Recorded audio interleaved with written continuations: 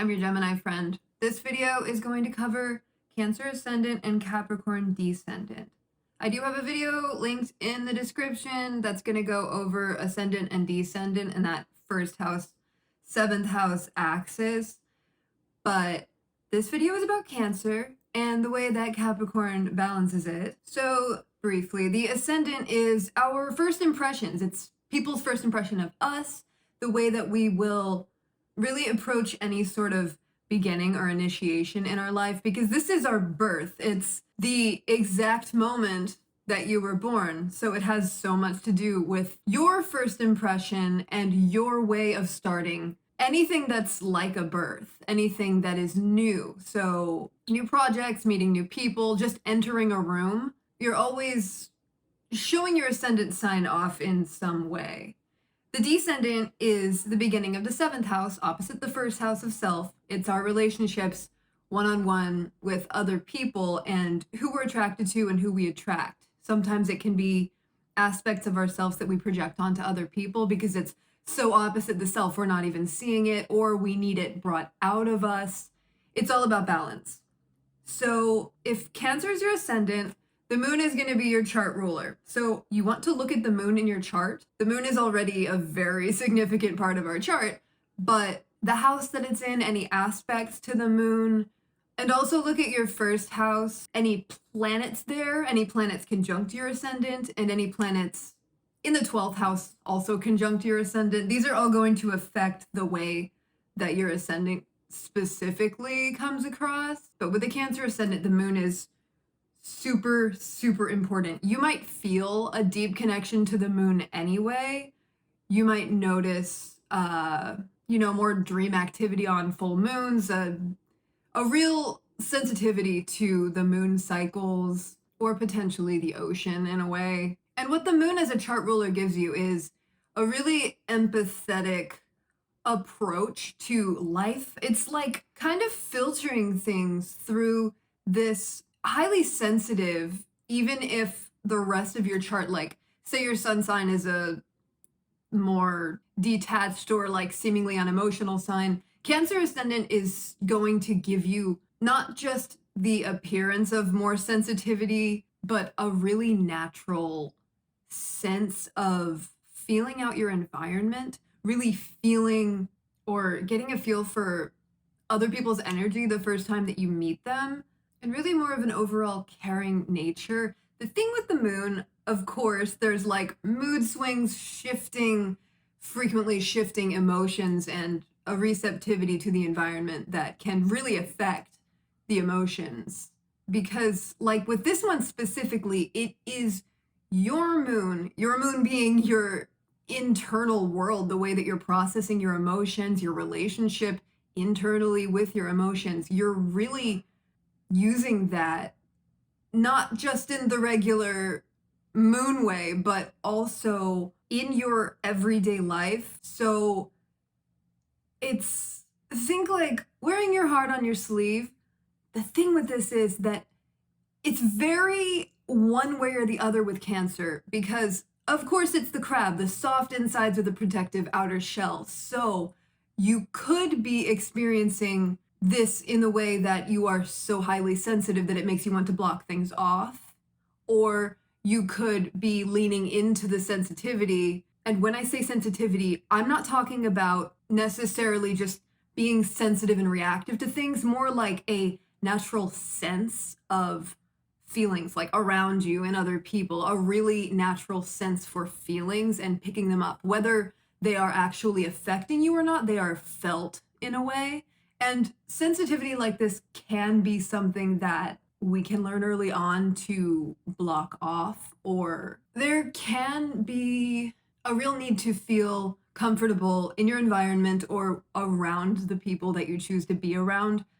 Your emotional comfort is a big factor, really, in a lot of things. I'm really going on about the moon, but traits of Cancer ascendant. This is a caring nature, naturally empathetic, more nurturing type qualities typically, though another thing with Cancer is that it can be the mother or it can be the baby. So a lot of this will depend on which archetype you identify with more, but you might find yourself as an emotional sponge. You might find people opening up to you really easily, sharing very personal things with you because you have this feel about you that is of someone who is understanding, someone who will listen. And all of this, so much is going to depend on your own specific personal chart. This is also like children and animals feeling more comfortable with you coming up to you.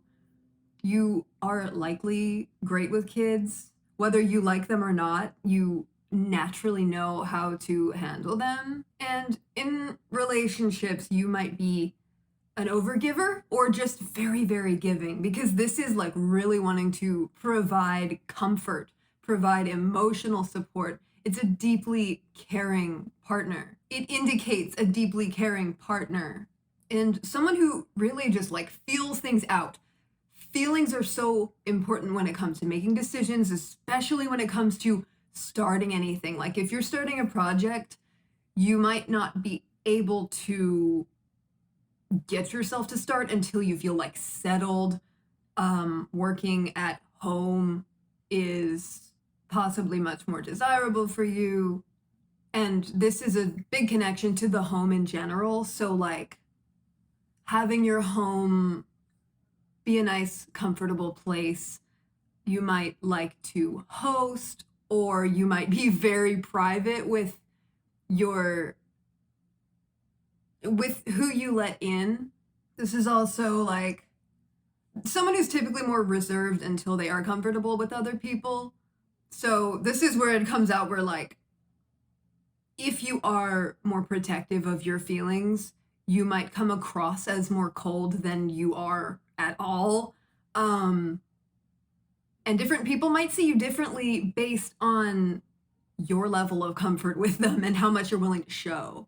But overall, this is like such a dedicated and committed type energy. Whenever it comes to anything that you're going to undertake, you likely take it very seriously and aren't really willing to start things that you don't consider to be valuable in some way.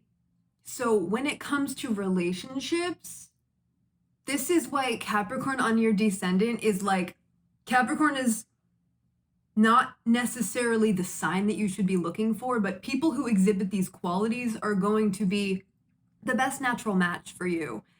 Capricorn qualities being very committed. This axis is so traditional relationship, a real desire to have a partner, somebody who is going to be in it for the long haul, because Capricorn takes things so seriously. This is Saturn energy. It's slow and steady and building with a purpose. So relationships are likely incredibly purposeful for you. You probably tend towards long-term relationships more than like quick or just dating around. It's more likely that you approach relationships with like a sense of seriousness or a desire to have a family, not necessarily children, but your partner is going to be like your family for you. So this is why it's so important to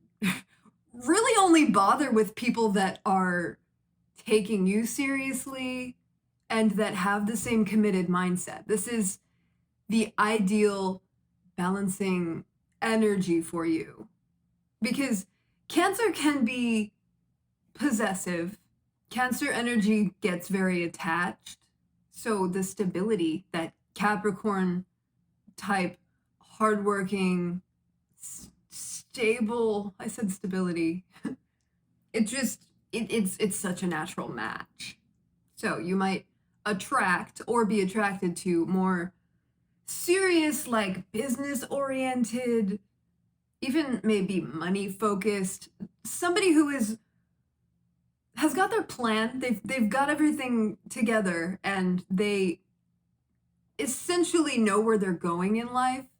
Stability, just it's huge. And both of these signs have a very strong connection to family. Capricorn is like the traditional provider, hardworking, like I've got everything set up for everybody, we're all good. It rules the Capricorn is connected to the skeletal system, the backbone. So the hugest thing to focus on here in a relationship is that the person that you choose makes you feel secure and supported. Cancer is traditionally the mother, Capricorn is the father. It's one of the very most like natural dynamic couple type energies anyway.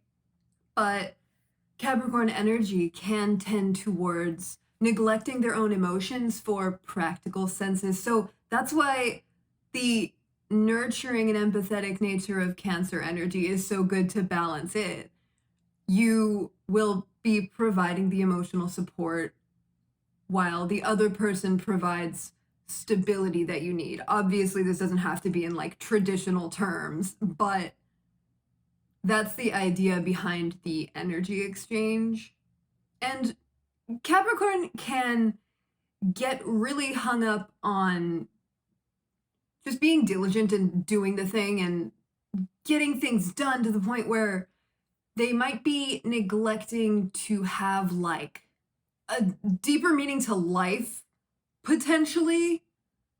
And Cancer is just like the perfect meaning, like providing the hardworking energy with a pleasant and loving home for them to come home to. And I realized just how like gender roles this sounds, and but this is just the traditional energies. You can be a very hardworking masculine, and I mean Capricorn is a feminine sign. Feminine and masculine means entirely different stuff in astrology, but this is just your ascendant, so it's just your approach to self, who you are in the world, and how you are getting things done. So opposite that, think like Capricorn is earth, Cancer is water, pouring emotional nourishment into the stable soil. But at the same time, you're completely complete on your own. So having Capricorn ruling your 7th house means that your approach to relationships is through this Capricorn energy.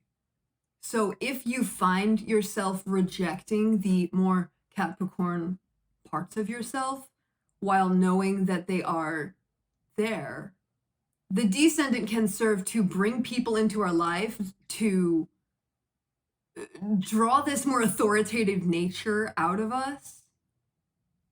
Especially with this ascendant sign, for some reason, I really think of having lessons in life based around, this is just a potential, but finding yourself in relationships where you're taking it more seriously than other people. So it's like having these circumstances or these people in your life to teach you